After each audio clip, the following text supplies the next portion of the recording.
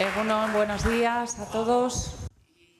Bienvenidos a esta rueda de prensa que ofrece el equipo de la película La Reconquista, película española que se presenta a concurso en la sección oficial del festival. El equipo está compuesto por su director, Jonás Trueba, los intérpretes Itxaso Arana, Francesco Carril, Aura Garrido, Candela Recio y Pablo Hoyos, el productor Javier Lafuente y el músico Rafa Berrio. Vamos a empezar ya, cuando queráis, con la primera pregunta.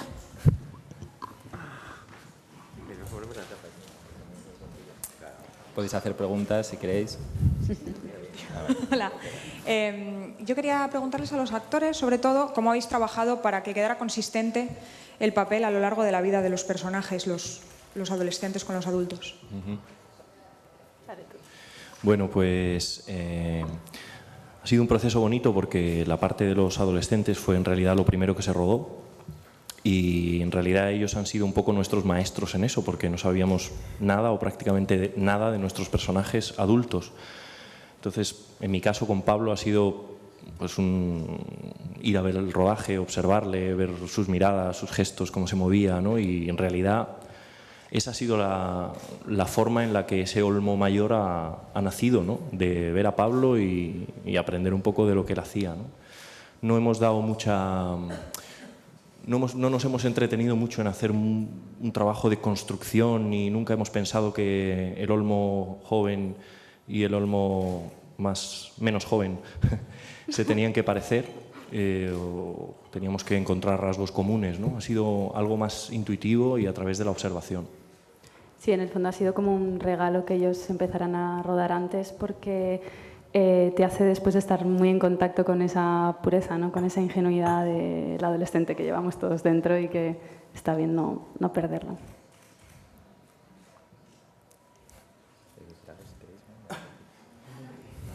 No, es que es verdad que fue una cosa, ¿no? Que empezamos a rodar, quizás la decisión más determinante de la película, la más importante que yo creo que tomé como director fue empezar, o sea, decidir rodar lo que era la parte final de la película lo primero, ¿no? Esto lo tuve bastante claro y como además no trabajamos así como con un guión escrito de antemano y tal, me parecía, hablamos todos que era bonito rodar con Candela y Pablo primero casi para generar una memoria, un material, una especie de pequeño diamante en bruto y sobre todo para no hacer cálculos, ¿no? Porque yo me daba cuenta que era una película que podía tener muchas tentaciones de cálculos, de rimas y quería un poco evitar eso, ¿no? Precisamente porque no estaba obsesionado con que se parecieran, incluso porque pensaba que podía ser bonito lo que no se pareciesen, pues fue bastante así, como han contado ellos, ¿no? Y realmente pienso que la película nace mucho en aquí estos dos señores mayores que tengo a mi lado, en Candela y Pablo, porque pasamos mucho tiempo juntos. Ellos asistieron en realidad a ese momento que es el más torpe que tienes, que es cuando menos sabes de la película, y tuvieron una paciencia infinita conmigo porque estuvimos ahí como un verano básicamente pues tomando helados y charlando mucho y paseando y íbamos hablando. Yo les iba contando la película que más o menos intuía que iba a hacer, que no estaba en realidad tan clara, ¿no?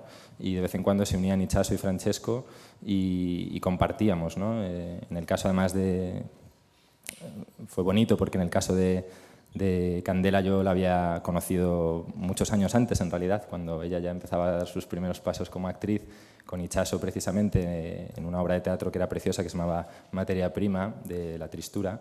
Pues había visto a Candela y la verdad es que había sentido como una cosa muy, muy fuerte con ella. Y cuando empecé a intuir que iba a hacer esta película y que de alguna manera iba como a acercarme a la adolescencia o que incluso me iba a atrever a filmar la adolescencia, cosa que era algo que yo deseaba de hace tiempo pero que me daba mis miedos, pues me acordé inmediatamente de Candela y hice un cálculo y entonces me di cuenta que probablemente tendría la edad que yo necesitaba, ¿no? 14 años, y quedamos con ella y fue como muy...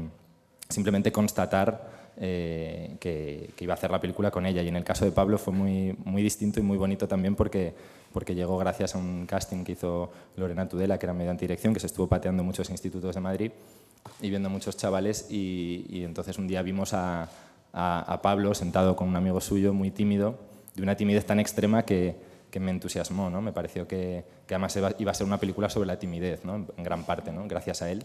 Y me pareció que hacían una pareja como muy, muy improbable, o sea, como que no era nada evidente y que no iban a ser los típicos niños de película. Y la película se construyó mucho con ellos, ya luego después, en esos paseos. Y es verdad que era un reto, ¿no? Luego para los mayores, pues asumir eso, pero ya digo, sin la obsesión de los parecidos. De hecho, a mí me parece que la película hay parecidos y cosas que no se parecen y que eso es bonito, ¿no? Lo que no casa, ¿no? Lo que de repente, que la película va de eso también, ¿no? De lo que no acaba de encajar, ¿no? Hola, buenas. Bueno, yo viendo la peli, bueno, especialmente el primer trozo, hasta que se separan después de la noche que pasan juntos, pues estaba todo el rato pensando que Olmo me venía todo el rato a la cabeza la palabra error. Está cometiendo un error, pues sabiendo que tiene pareja, un error, va a cometer un error, se va a ir con Manuela, etcétera, pues error.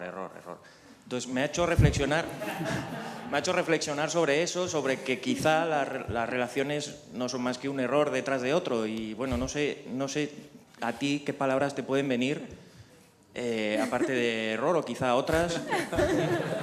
Sí, error me viene mucho, de hecho, a la cabeza siempre, ¿no? O sea, yo creo que me viene a la cabeza, creo que es Churchill, ¿no? Que dijo lo de vamos de error en error, ¿no? Sí, o sea, es como, bueno, pues vamos equivocándonos todo el rato y con eso vamos viviendo, ¿no? Con nuestras equivocaciones, nuestros errores, ¿no? Los aciertos nunca están tan claros. Bueno, la película se planteaba mucho, o sea, intentábamos tener como un cuidado hablándola mucho, ¿no? También luego con Itxaso y Francesco, de dónde, en qué terreno nos íbamos a mover, que era más bien como un terreno de ambigüedades, ¿no? O sea, de dos personas que se reencuentran y realmente no saben exactamente qué pensar y se escuchan y se reconocen y a la vez no y se sienten familiares y a la vez se sienten extraños, ¿no? Y la película un poco, sobre todo es verdad, la primera parte pues pesa ahí, ¿no? Y probablemente a mí, siempre digo, lo que más me gusta de las películas es ver los rostros de los actores trabajando, ¿no? Entonces te intentas pues rodear de actores que tienen esa capacidad de escribir, ¿no? Con sus caras y tal. Y claro, en el caso de ellos era muy bonito en esta primera parte ver que se les están pasando cosas por la cabeza, aunque no sepas exactamente qué cosas se les están pasando y seguramente son muchas cosas contradictorias y eso no cualquier actor te lo puede hacer y es la manera que ellos tienen de escribir con la cámara, ¿no? De la misma forma que luego el interludio, digamos, de la película, que es como el centro con Aura, pues para mí era muy eso, ¿no? Era trabajar de nuevo con un extremo cuidado de trabajar como sin saber exactamente qué está pensando el personaje, qué es lo que está sintiendo, ¿no? O sea, y que probablemente hay como muchas cosas, muchas ambigüedades, ¿no? Y bueno, pues eso, intento como trabajar con actores que los considero un poco escritores, ¿no? En ese sentido. Buenos días. A mí me gustaría preguntar por el título de la película, qué es lo que hay que reconquistar y si tiene que ver con aprender a mantener esta intensidad de la primera vez que no se repite con el paso de los años. Después me gustaría que hicierais un comentario sobre la música, que me parece que es muy importante también como partitura de la peli. Y después un comentario sobre los personajes, porque yo no sé si vivimos en el mismo país, pero es que los personajes de Jonas Trueba siempre son súper cultos, súper educados, con una urbanidad tremenda. Bueno, ¿eso es un retrato, digamos, de la España en que yo vivo? Porque a mí me parece que no. Gracias. Vale. Bueno, pues empiezo por eso, quizá por el final. No, o sea, yo creo que cuando te dicen a veces, te preguntan mucho, ¿no? ¿Has pretendido hacer un retrato generacional? Estas cosas te las suelen preguntar. Yo siempre pienso que no, ¿no? Otra cosa es, luego creo y conozco mucha gente que ve las películas que hago y precisamente te dan las gracias porque sienten una identificación. Desde luego lo que no hacemos es películas sociológicas ni con un periódico en la mano como intentando llegar a una especie de término medio en el que la sociedad la sociedad joven se pueda sentir identificada. Y luego una cosa que siempre nos llama la atención es precisamente que llame la atención el hecho de que un personaje, no creo que yo haya retratado un personaje culto jamás en ninguna de mis películas. Son personajes que en realidad yo los veo normales, para otros eran marcianos, igual que para mí son marcianos personajes de otras películas que veo, ¿no? Son personajes bastante normales que han leído algunos libros y han visto algunas películas como yo, que no me considero en absoluto ni culto ni intelectual. Y lo que pasa es que también a veces esto es así, ¿no? Como que ya con la anterior película en Málaga fue divertido que llamó la atención eso que decían, es que están en una cena y de repente hablan de un libro. Y era como algo escandaloso. Y un amigo escritor no, y un amigo escritor me dijo, joder, qué raro, ¿no? Que esto parezca escandaloso cuando en casi todas las películas siempre alguien saca una pistola en un momento dado y mata a 8 y nadie dice nada de eso y es normal, ¿no? O sea, es como... Y luego también tengo la sensación a veces de que el cine, precisamente, a veces, y en los festivales esto se ve más, y me ha hecho gracia que a lo largo de toda la mañana haciendo entrevistas, varios periodistas me decían, ¿no? Como, joder, ha sido curioso ver esta película en el contexto de este festival porque la verdad es que ha sido bastante remarcable por la violencia y por lo brutal que ha sido en cierta forma muchas películas, y como que la vuestra es en ese sentido como muchísimo más suave, más light, y de alguna forma me ha gustado como decir, bueno, pues me parece bien que nosotros traigamos esto, ¿no? También reivindicar que el cine no tiene por qué ser desmesurado, que a veces si no parece que para estar las películas tienen que ser desmesuradas, tienen que haber una gran explosión o matar a 8, o haber un monstruo de no sé qué, o algo como muy intenso, o tienen que follar desmesuradamente todos para que tal. Entonces, precisamente, creo que es importante hacer una película donde pues, no pasen esas cosas que a mí no me pasan, ni siquiera follar desmesuradamente, y entonces pues, hacer unas películas un poco en eso, en un término que no sé si es un término civilizado, ¿no? O sea, que es como hacer una película en eso como mesurada. O sea, me parecía como interesante que todo el rato había que jugar con una mesura, precisamente, de equilibrios, ¿no? De que fuese un poco así esto. Y luego he perdido ya el hilo de todo lo que... la música. Sí, lo de la música efectivamente es muy importante porque al final las canciones con las que trabajamos no es simplemente que coges y pones una canción, ¿no? En un momento de la película. A mí me interesa que las canciones de alguna manera estén integradas en las películas de una forma orgánica. Hemos venido trabajando así también en las anteriores películas y en este caso ha sido un paso más porque teníamos el privilegio de poder utilizar las canciones de Rafael Berrio, que era un músico como muy querido por todos nosotros. Habíamos estado muchas veces en sus conciertos, habíamos vivido lo que era estar en un concierto de Rafael Berrio, que es como una cosa bastante particular y bastante genial. Y la verdad es que Rafa es que entendió la película, yo creo, mejor que nadie, ¿no? Porque tuve una conversación con él muy torpe yo por teléfono y no me acuerdo qué le dije, pero muy rápidamente me dijo, mira, yo compuse una canción cuando tenía más o menos tu edad ahora, que creo que era un poco los mismos balbuceos que me estás haciendo tú. Y yo, siendo muy fan de él, no conocía esa canción porque estaba en un disco bastante difícil de encontrar de él, que se había distribuido raro, y cuando la encontré fue como que ahí estaba todo, ¿no? O sea, como que esa canción de repente entendí la película que quería hacer, que iba a hacer, que es la de Somos siempre principiantes, que además en la película me gusta que se puede escuchar como en su versión original, años 90, y cantada por Eloy, y ver un poco el envejecimiento de la propia canción, de la voz de Rafa, de muchas cosas que son en la película también, ¿no? Pero bueno, eso lo va a contar mejor él, porque luego le hice el encargo de eso, de componer una canción original, que era La Arcadia en Flor, y bueno, de nuevo me sorprendió, ¿no? Porque me decía, ¿pero qué quieres que hable la canción, siendo la canción de la película? Y ahí yo me di cuenta que no tenía ni puta idea de qué hablaba la película, ¿no? Y le decía, pues es que no, claro, son varias cosas, y yo le tiraba, y ahí voy a lo del título, ¿no? Que me has preguntado antes, lo de que era la Reconquista, ¿no? Y la Reconquista era como una manera que yo tenía de meter, o sea, de llamar a un montón de cosas a las que me hacía la promesa de reconquistar, ¿no? Digamos que eran como sensaciones, sentimientos, sensación de tiempo, de colores, de olores, de ritmo, de pausas, de un primer beso, de cosas. Y entonces, y al mismo tiempo, ¿no? como personajes que se reencuentran de nuestra generación, que a veces son estos personajes como es el de Manuela, ¿no? Dichaso, que se ha ido y que vuelve y que no sabe muy bien dónde está. Bueno, pues todo esto se lo conté así a Rafa y escribió eso de...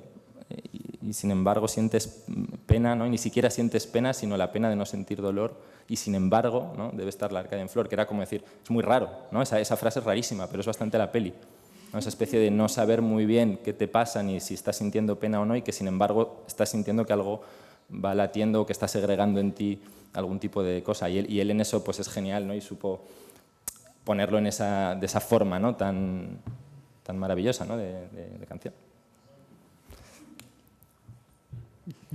Tú ya lo has dicho, Jonás. Bueno, sí, Jonás me encargó hacer una canción, vamos, para una película, y bueno, yo inmediatamente pensé en la Arcadia, ¿no? El otro día me preguntaba, ¿pero qué es la Arcadia? No sé, pero hay gente que no conoce la Arcadia, ¿no? Parece rarísimo, ¿no? Y pensé en la Arcadia, pues como ese sitio donde todo está intacto todavía, ¿no? Donde todo se puede recuperar, ¿no? toda la canción habla de una relación rota ya, ¿no? Tiempo atrás y quizá tras las puertas, por eso dice, ¿no? Detrás de las puertas de bronce del tiempo, ¿no? Debe estar la Arcadia en algún lado, ¿no? Está esa Arcadia en flor, ¿no? No sabemos dónde, por eso luego dice todo el rato, ¿no? Pero dónde para el cerezo en su esplendor, etcétera. Me fue muy fácil hacer la canción porque me fui, solo tuve que copiar del natural, ¿no? Como le dije el otro día a Jonás, me encerré durante 17 días en una ermita en Remeyuri, en la Rioja Alavesa. Me quedé solo, Gemma me dejó con el coche ahí y ya me quedé aislado durante 18 días ahí. Bueno, copié del natural, creo que solamente tenía que mirar alrededor, allí en Remeyuri es una verdadera Arcadia y salí con esa canción. Espero que vaya bien para la película, ¿no? Amén de las otras, claro, de las canciones viejas, ¿no? Que Jonás ha recuperado, ¿no? Somos siempre principiantes o Simulacro o Quién lo impide, ¿no? Que es con la que se cierra la película, ¿no? Siguiente pregunta. Sí. Por una parte, querría preguntar a Jonas Trueba por qué eligió el poema de González Iglesias. Bueno, yo estudié con la hermana del poeta en Salamanca. Y también si el globo rojo es una metáfora de la imprevisibilidad del paso del tiempo. ¿El qué, perdón? El globo rojo es una metáfora de imprevisibilidad del paso del tiempo. Y por otra parte, a Rafael, no pensaba hacerle esta pregunta, pero tras lo que ha dicho, sí, me siento obligado, como crítico de arte que soy, a ver si para su canción sobre la Arcadia disfrutó mucho de los maravillosos cuadros que hay de Vicente Amestoy en esa ermita. Está todo en familia. Vale, perdón, he olvidado. O sea, el globo rojo y lo otro que era. Ah, sí, el poema de González Iglesias. Pues la verdad es que ese es el libro que más me acompañó. Es un poemario de Juan Antonio González Iglesias, que es un poeta maravilloso contemporáneo nuestro. Y es su último poemario, que se llama Confiado, y es excepcional todo él, y la verdad es que fue el libro, digamos, que más me acompañó durante el proceso de la película, y al final quise dejar eso ahí, quise dejar ese verso ahí como un poco...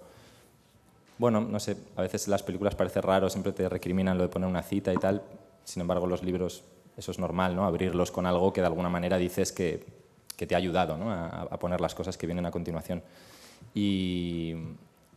Y ese, bueno, sí, luego dudé, ¿no? Lo puse ahí en el último momento y el otro día alguien me dijo que eso quería decir que la película estaba dedicada al futuro, ¿no? Y me gustó mucho, porque es verdad, ¿no? Como que es una película que parece que piensa el pasado, en realidad está pensando el futuro, ¿no? Y bueno, me pareció que era bonito ponerlo y honesto. Y el globo rojo es más algo ahí que nos fuimos encontrando, como pasa mucho cuando haces una película, que van apareciendo como muchas cosas, ¿no? Por el camino, y algunas son coincidencias que son bonitas y entonces te gusta atenderlas, ¿no? Y con Miguel Ángel Rebollo, que es mi director de arte, no sé por qué empezamos a pensar en globos en un momento dado, incluso como una imagen de la película, como la idea de los globos aerostáticos, y nos mandábamos imágenes de globos.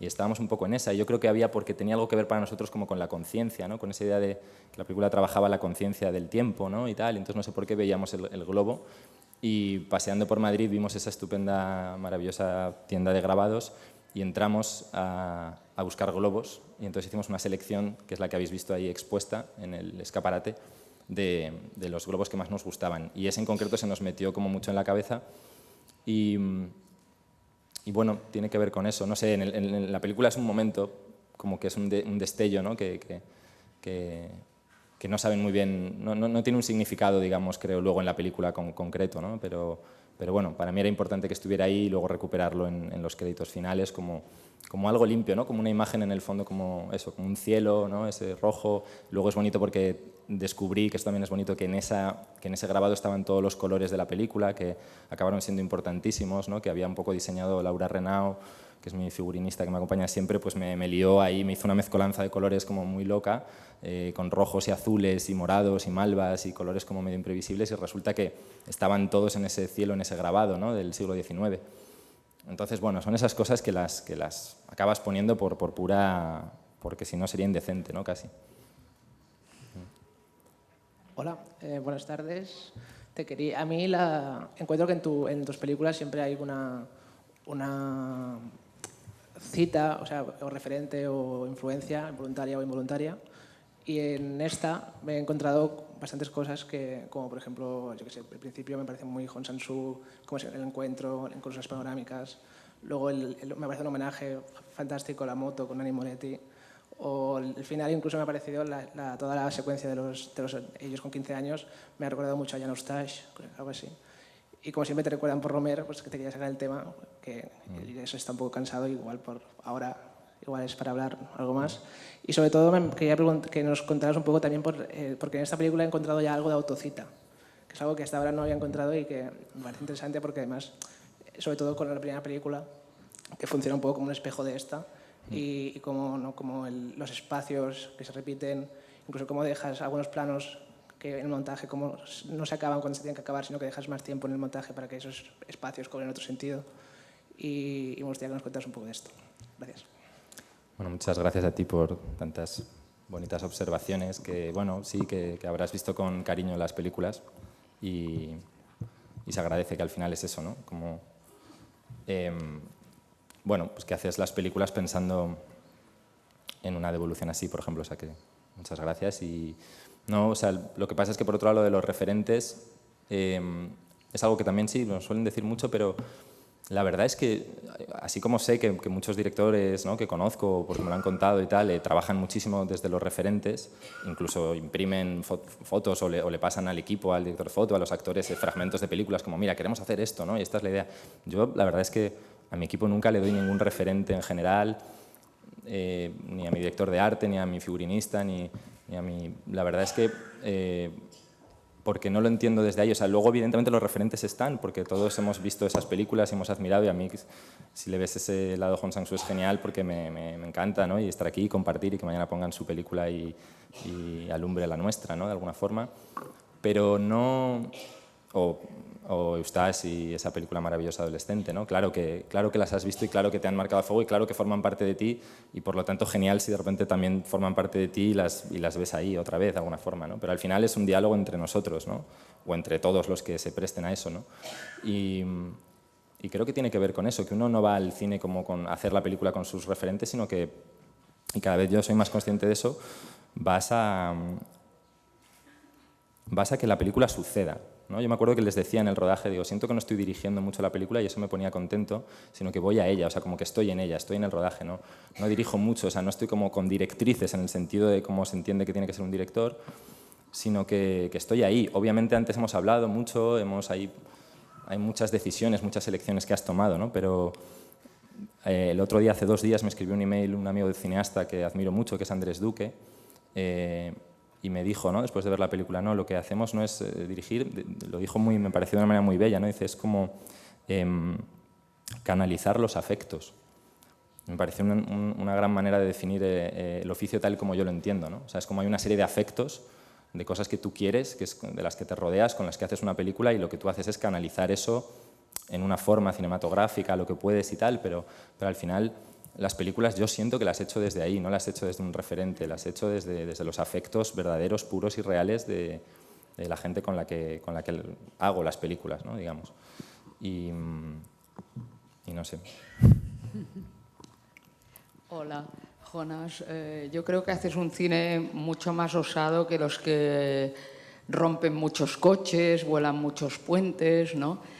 Porque lo haces a tu manera y como lo sientes. Y quería preguntarte si los efectos especiales, los sentimientos son tus efectos especiales. Tú nunca harás la Guerra de las Galaxias, ¿no? Me imagino. Bueno, la haríamos de otra forma seguramente, ahí como... Habría que verlo. Sí, o sea, efectivamente sí, son los sentimientos, no sé, es como... difícil, ¿no?, de explicarlo, ¿no? Como por qué... desde dónde haces las películas o dónde tal, pero al final sí que trabajas con esa materia. O sea, en el fondo es que lo único que deseas como mucho es hacer una película que sea genuina, que no es tan evidente esto, y para que sea genuina yo siempre pienso que hay que rodearse de gente que es genuina, y yo creo que todas las personas con las que trabajo, todo mi equipo técnico, son seres bastante genuinos, cada uno muy diferentes unos de otros, y todos los actores también. Eso facilita esa posibilidad de hacer una película que sea ella misma, ¿no? Y al final lo que quieres es hacer ni siquiera algo ya que se parezca a la vida, ¿no? Esa aspiración a aprender el cine, sino que sea vida, ¿no? Verdadera, que sea un trozo de... Esto es muy pretencioso decirlo a lo mejor así, pero yo creo que es la aspiración que uno tiene, y entonces vas ahí como puedes, intentando crear eso, ¿no? O sea, realmente estamos hablando no en el sentido de arte, sino en el sentido de creación pura, ¿no? Y desde ahí, pues sí, pues intentas que la película, la verdad es que esta la hice, siempre digo que es como la película que he hecho más pensando en el espectador. Eso, no en el sentido de que a veces veo que algunos cineastas dicen, he hecho esta película pensando en el público, pensando en la gente, que siempre me parece como, me suena como un poco falso, presuntuoso, como si supieran cómo piensa la gente, ¿no? O como, sino pensando en un espectador, que obviamente el primero eres tú, pero un espectador que tiene que vivir una experiencia cinematográfica que sea intensa, ¿no? Y para mí, al final, digamos, la obligación que tenemos un poco los cineastas es seguir intentando crear experiencias cinematográficas intensas y bellas o que sea, ¿no? Para que la gente quiera seguir viendo las películas y también tú seguir viendo ese tipo de películas, que es las que quieres ver, ¿no? Y bueno, pues claro, pues eso, esta película en ese sentido está como muy pensada desde ahí porque sabía que iba a tener un poco una dificultad, que le iba a pedir un poco más quizás al espectador de una manera, aunque creo que es mi película más clásica, a la vez era consciente de que la íbamos a construir desde una estructura que sí que se pensó desde un primer momento que iba a ser, en cierta forma, una apuesta, ¿no? por el espectador, porque el espectador renovase su fe en la película, no solo en esa primera fe que te da cuando compra la entrada y se sienta, sino como renovársela, obligarle a renovarla varias veces.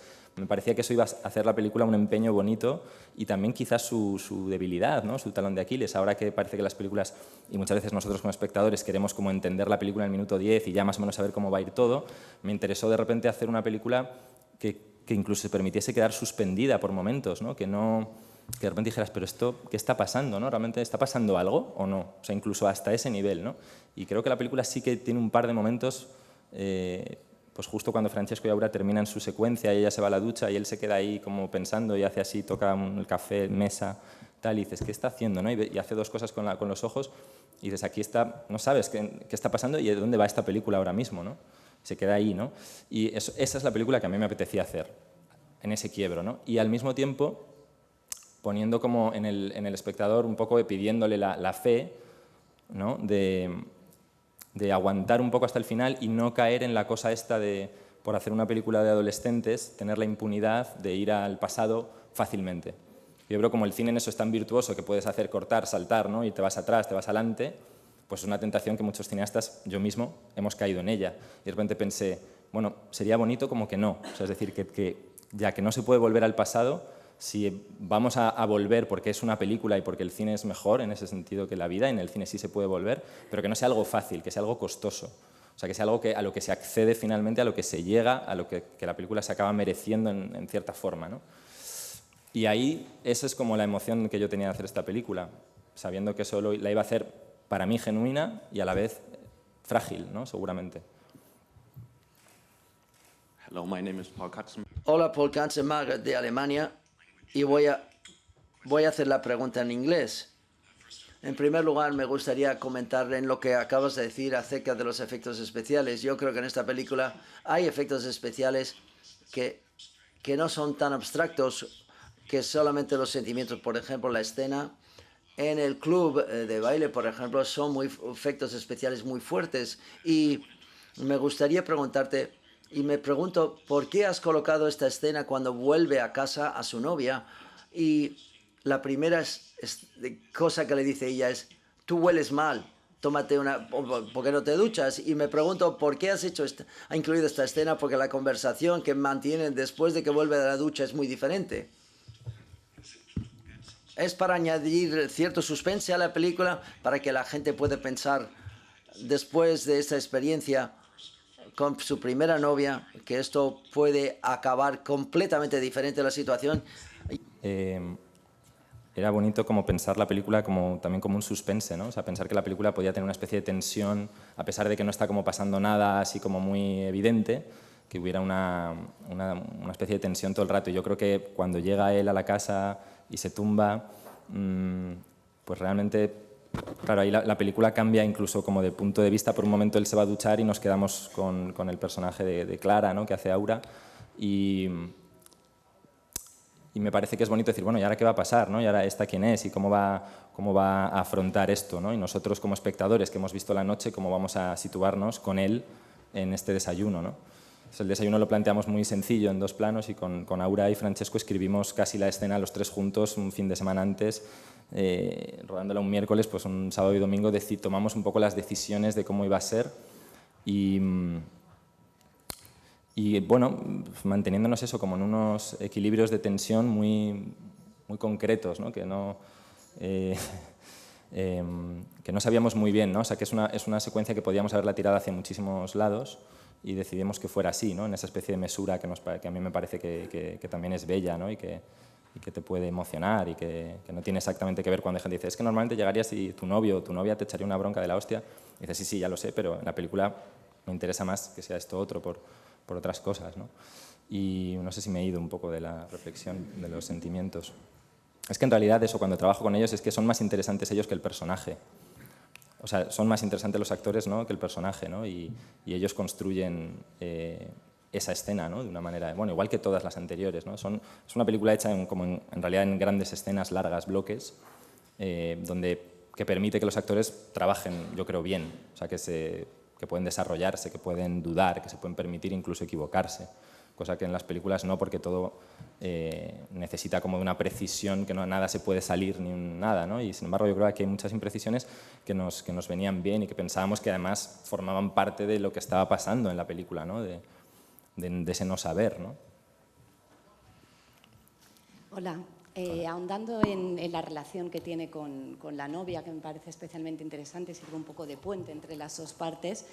Es una decisión consciente, claramente, el que esta relación sea tan adulta, que la conversación que tengan sea tan pausada, sea tan comprensiva de alguna forma y tan directa, el que sea una buena relación de alguna forma, tiene peso en la comprensión también de las decisiones que toma el personaje principal. Y abro también la respuesta a ellos. Claro. También me ha interesado que la casa estuviese tan desordenada. Sí, desordenada, y o sea, lo que sí que vimos claro, más que desordenada, que está desordenada, es que estuviera como que hubiera mucho blanco. O sea, veníamos de una noche como muy contaminada de colores. Para mí los colores en esta película son como muy importantes, ¿no? Y es verdad que toda la primera parte nocturna es como un poco locura, y de repente me parecía que era bonito que en esa especie de interludio, ¿no? De la casa, que es como un descanso, tomamos esta decisión de que fuera, digamos, dejar las paredes sin estanterías, todo pues un poco más limpio, tal, y como construir un poco el espacio desde ahí, que de alguna manera nos venía bien para construir el ánimo, el estado de los personajes, y luego sentarles no en una mesa rectos así, sino como sentarles en el suelo. Vas tomando esas decisiones, director, que entiendes que ayuda al actor a entender la escena que está haciendo, que luego para ellos lo pueden precisar, era bastante exigente, porque precisamente estaban en esos equilibrios que sí que habíamos hablado, que queríamos, tomamos esa decisión de que fuera así, como particularmente, es que no sé cómo definirlo, ¿no? La relación, si es educada o si es... Yo creo que hay de mucho respeto, pero creo que la idea del respeto está en la película todo el rato, porque en realidad en la noche creo que el personaje de Manuela es bastante respetuosa dentro de una situación en la que podría haber forzado más las cosas y haber desencadenado todo de otra forma, ¿no? Y a lo mejor hasta jodido la vida, quién sabe. No lo hace finalmente, y eso me parece que la engrandece, y también le engrandece que el personaje que interpreta Aura se coloca en un sitio que no es como acusador y que incluso le medio toma el pelo, y que a la vez lo que se le está pasando por la cabeza, y me acuerdo que se hablaba con Aura, ya el orden de las preguntas alteraba el significado de todo, eso lo pensamos mucho, ¿no?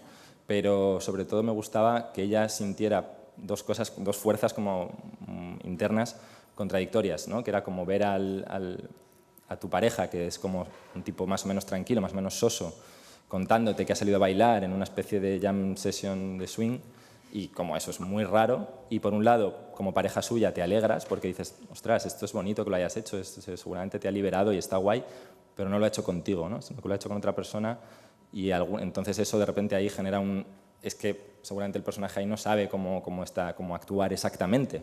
Es bonito hacer las películas con las escenas que no sepa muy bien cómo actuarlas, porque a veces, claro, está todo tan... No, es que lo actúas así porque te pasa esto, porque resultado, cine un poco, ¿no? No sé, que no vive, no está no late tanto, ¿no? No sé si queréis ahí.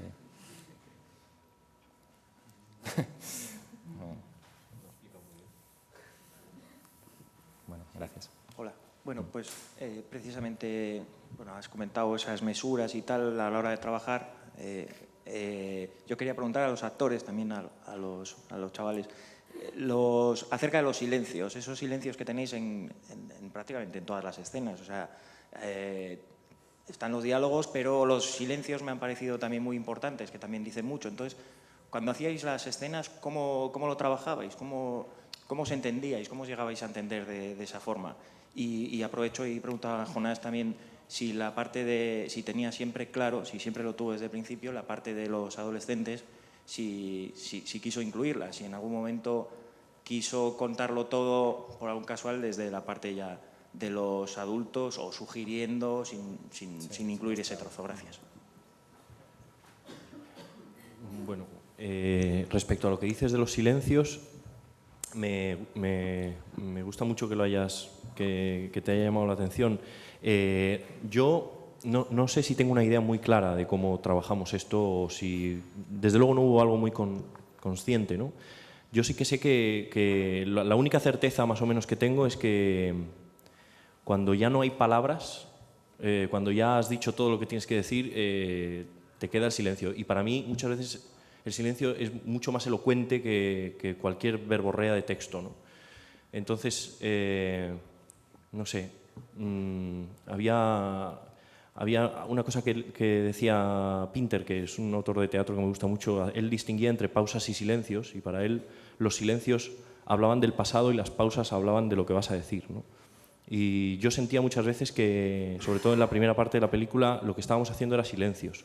Era ese proceso de reconocerse, y en esos silencios donde nos quedábamos callados es donde aparecía lo pasado, ¿no? Por lo menos eso era la forma en la que yo lo trabajaba. Es verdad que Jonás trabaja mucho sobre situaciones en las que uno no sabe realmente. En la vida nos pasaría, ¿no? Y trabaja sobre el no saber. Yo a veces tenía la sensación, de hecho le escribí algún mail a Francesco de no sé actuar esto, realmente cómo se hace. Y de alguna forma también creo que nos propusimos el hecho de no hacer lo que ya sabíamos y de enfrentarnos a una especie de silencio abismal o un no saber abismal. De hecho, casi hasta el final del rodaje no sabíamos si nos besábamos o no, o sea, realmente cómo se desarrollaba la noche, ¿no? Y sobre ese no saber hay un temblor que creo que en la peli se respira, ¿no? Yo tengo que decir que a mí me gusta mucho que se trabaje con silencios, porque en la vida los silencios están siempre y los tenemos y forman parte de nuestra comunicación, lo mismo que las palabras. Y muchas veces en el cine nos enfrentamos a texto y texto y texto y texto, y parece que si no tienes texto no puedes contar las cosas que están sucediendo.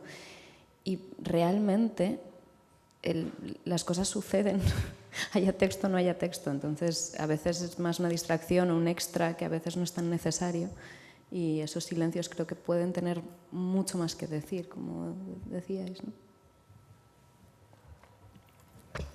Sí, bueno, yo creo que ya está como casi todo dicho, ¿no? Pero es así, en realidad, en una película tú puedes meter más palabras y puedes decirlas porque están ahí escritas y porque hay que decirlas, pero en realidad tú en la vida real necesitas ese tiempo para pensar en lo que está pasando, para comprender la situación, para meterte en tu mundo o para hablar con la otra persona sin palabras, para entenderse mejor. Entonces, si las necesitamos todo el rato, en la película también las necesitábamos. Era muy necesario que nuestros personajes respirasen, que pensasen, que se tranquilizasen, que se riesen en silencio. Entonces, bueno, ahí está, ¿no? Y como ellos han dicho, quedaba ese lugar para el silencio que era tan importante. Vamos ya con la última pregunta. Sí, querría hacerle una pregunta a Aura Garrido, bueno, dos. Y una es cómo preparó su personaje, y otra, si de alguna manera la cita de Thomas Mann comentándolo como anécdota de un paciente. Bueno, a ver si es una forma de mudo reproche hacia la actitud vital de su pareja en la película. Pues mira, no lo había pensado nunca. Esto nunca salió en todas las conversaciones. No, ¿cómo preparar el personaje? Yo no sé, no te lo sé como explicar. habéis comprobado en lo que vamos contando, no hay mucha preparación de personajes, que no hay personajes, en realidad. Sí los hay. Bueno, esto es... los acaba viendo, pero digamos porque los hacen ellos en el momento en que filmas, pero previamente es verdad que una pregunta que yo tampoco sabía. Hombre, es verdad que la cosa más especial igual de este personaje es que es muy madura, ¿no? Que tiene una capacidad de gestionar el conflicto que no es habitual. Solemos ser bastante más infantiles en la gestión de los conflictos. Y para mí eso era lo más bonito de todo y lo más difícil de encontrar. Pero lo de Thomas Mann, nunca yo nunca se me ocurrió, nunca lo había pensado por ahí, nunca salió en ninguna conversación. Al revés, tenía más que ver con introducir la vida cotidiana. Al final, aquí hay dos parejas en 3 momentos distintos, ¿no? Su pareja es un reencuentro, su pareja se están conociendo, su pareja es un reencuentro que han pasado mucho tiempo sin verse y a ver cómo reaccionan a eso, pero nosotros tenemos una historia de años, de convivencia, una vida en común, una confianza, y todo eso hay que generarlo. Y cuando tú tienes una pareja con la que convives y con la que tienes toda esa confianza, tienes una conversación y tienes un tipo de cosas que suceden entre vosotros que a veces no tiene sentido, ¿no? Que a veces no responde a nada, simplemente porque compartes la vida y compartes toda la vida. Y por eso también me parecía muy bonito cuando él llegaba y lo primero que le decía era vete a duchar que hueles mal. Me parece algo muy bonito porque es algo que solo le dices a una pareja con la que tienes muchísima confianza, y es probablemente lo más lógico que pasa en una situación así. Que lo primero que le haces es por Dios vete a la ducha que no puedo soportar tu olor. Y creo que lo de Thomas Mann era un poco también por ahí, ¿no? Que al final lo más importante es, o creo que lo más importante para Clara es lo que ellos han construido en común. Y en eso que han construido en común está el poder contarle todas esas cosas. Claro, aparte que ese libro, o sea, es exactamente lo que ha dicho Aura, ¿no? Que es bonito que ese libro, ¿no? Con todo lo que puede significar, pero en realidad no es más que un detalle cotidiano de la vida de ella, ¿no? Como no estamos viendo, como la película es, digamos, tan concentrada, como quisimos hacer tan esencial, que prácticamente no ves nada, en la película no se cuela nada que no sea ellos, ¿no? Entonces, de repente, ese tipo de detalles en el fondo te dicen mucho, ¿no? Y te abren a una cosa, ¿no? Que de repente te imaginas cómo será ella, ¿no? Este personaje, que es la película un poco que no has hecho, ¿no? Que te podías haber hecho, un poco respondiendo a lo que no respondí antes, que preguntabas también, de si había decidido filmar una parte u otra, ¿no? Tal. En el fondo es que, claro, puedes hacer tantas películas desde una misma película, y hay tantas películas enterradas debajo de esta película que siento que tiene como varias películas por debajo en capas. De hecho, Aura y yo íbamos a rodar una peli en Buenos Aires que tiene que ver con la que probablemente le cuenta Itxaso al principio. O sea que al final las películas se hacen a base también de enterramientos, ¿no? Y La montaña mágica era un libro que quizás es el otro que más me ha acompañado de un tiempo a esta parte, porque lo leí como hace 3 veranos, ahí con mis padres de vacaciones, y me impactó mucho. Fíjate que no lo había pensado, pero claro, realmente me impactó mucho la gestión del tiempo que despliega esa novela, ¿no? Que quizás es la gran obra maestra sobre la gestión del tiempo. Entonces, claro, obviamente esta película trata de la gestión del tiempo, el paso del tiempo, de una manera mucho más pequeña, mucho más humilde, pero me parecía que era bonito, ¿no? Que estuviese ahí, en cierta forma, porque también formaba parte de una manera muy, muy, muy clara para mí, ¿no? De que la película que yo quería hacer, en el fondo, era sobre sentir pasar el tiempo en una noche, en una elipsis, en 15 años, ¿no? O sea, hay como varios pasos del tiempo de intensidades muy distintas, todo el rato mezclados, ¿no? Así que, bueno, está bien acabar con La montaña mágica. Bueno, pues terminamos ya la rueda de prensa. Muchísimas gracias a todo el equipo. Gracias también a vosotros.